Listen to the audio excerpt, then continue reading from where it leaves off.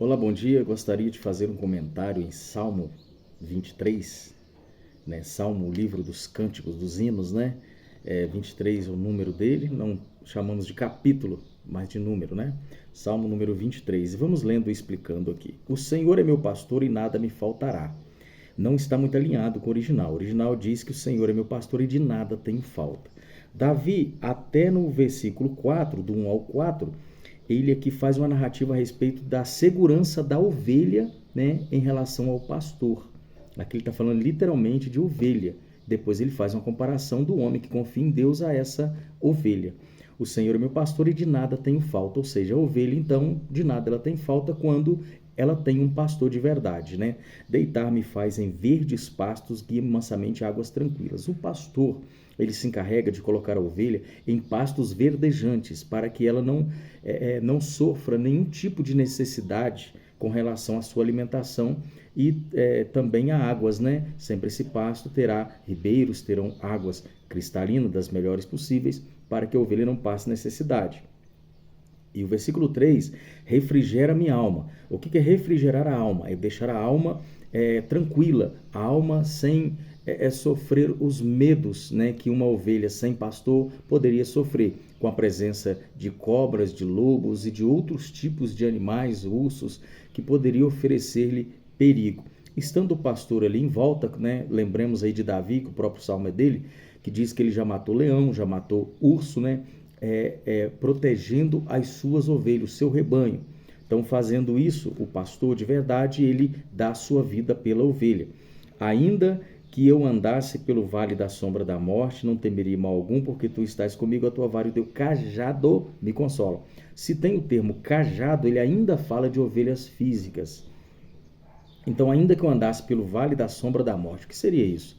Seria aqueles perigos que a ovelha corre quando ela está à beira de um precipício. Muitas vezes ela vai pastando, pastando, e a ovelha, para quem não sabe, ela tem uma visão máxima, o seu limite máximo da visão alcança apenas 8 metros. A ovelha não enxerga muito, ela precisa de um pastor realmente ali para ter os cuidados necessários quanto a ela. Então ela vai pastando, pastando, chegando à beira dos precipícios sem perceber, e quando se dá por conta, ela já está à beira da morte.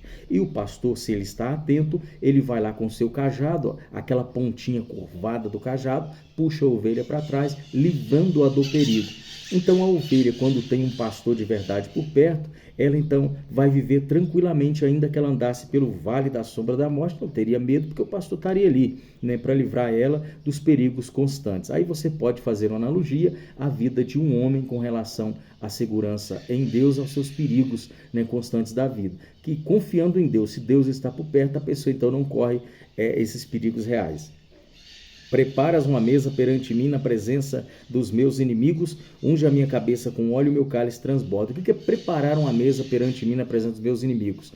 Nesse tempo, muito antigamente, existe um povo nos desertos próximos, né, principalmente da Arábia, ali nos desertos próximos a Israel, que dava acesso ao Egito, um povo chamado os beduínos. Esses beduínos eram o povo do deserto, mas era um povo bom, um povo que tinha princípios morais, e que fazia também a defesa de fugitivos, né, que escapava e ia para os desertos para ali serem protegidos das suas perseguições. E Davi sabia muito bem disso, que ele foi muito perseguido durante a sua vida. Então, o que os beduínos faziam quando encontravam um fugitivo?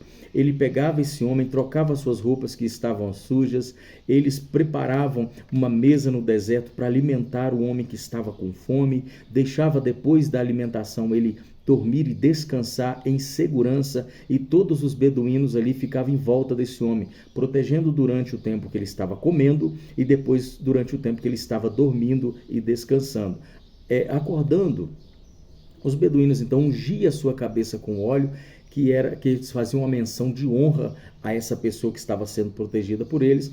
E quando os inimigos alcançassem esse homem, os beduínos então criavam uma barreira de proteção e diziam: daqui você não passa, se passar vocês morrem.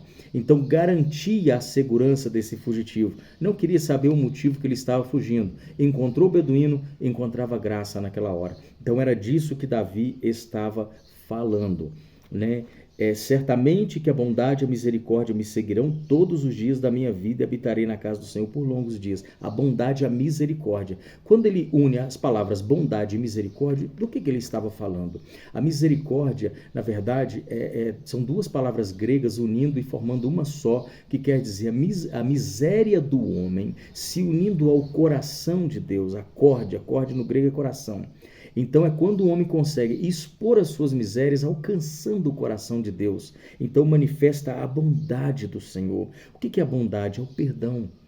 Se Deus, então, entende a miséria do homem e o homem se arrepende, alcança o coração de Deus, Deus manifesta a sua bondade. Manifestando a sua bondade no deserto, o homem certamente não morreria, mas Deus, então, através dos beduínos, manifestava a sua proteção. E na nossa vida cotidiana também é assim, devemos se somos culpados, não tentar enganar a Deus, tentando justificar, achar uma pontinha e outra para dizer que fiz isso por causa daquilo. Não, é assumir o erro. Senhor, pequei, Senhor, eu errei, então tenha misericórdia, tenha pena de mim, e Deus automaticamente vai manifestar a sua bondade, sabendo que reconhecemos a nossa fraqueza, os nossos pontos falhos, e Deus, ao invés de levantar os beduínos, ele automaticamente vai levantar pessoas para nos encorajar, para nos ajudar de alguma maneira, porque Deus é bom em todo o tempo. Amém?